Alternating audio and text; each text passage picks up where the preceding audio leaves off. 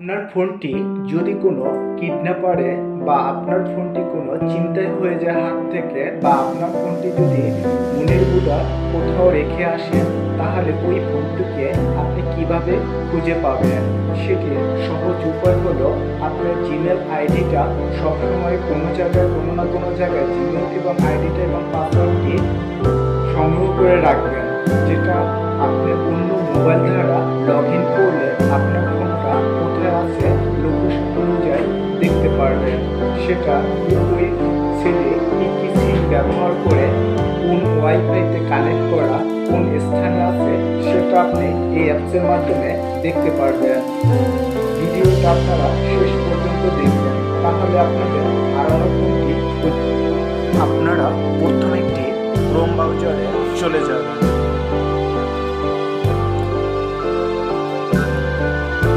তারপর সার্চ বারে লিখবেন ফাইন্ডিং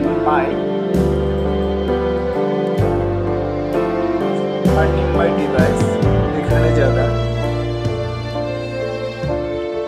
যাওয়ার পর এখানে দেখবেন ফাইন্ডিং মাই ডিভাইস, এখানে ক্লিক করবেন উপরে ওটা।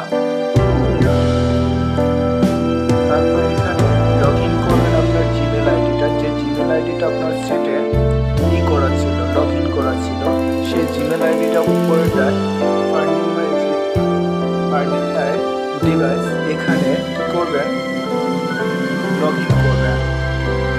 লগ ইন করার পর আমাকে কিন্তু এখানে আপনি চাইলে কি কি কাজ করতে পারবেন, আমি এখন কোথায় আছি এখানে কিন্তু আমাকে লোকেশনে দেখাবে, সম্পূর্ণভাবে আপনারা লোকেশনে দেখতে পারবেন।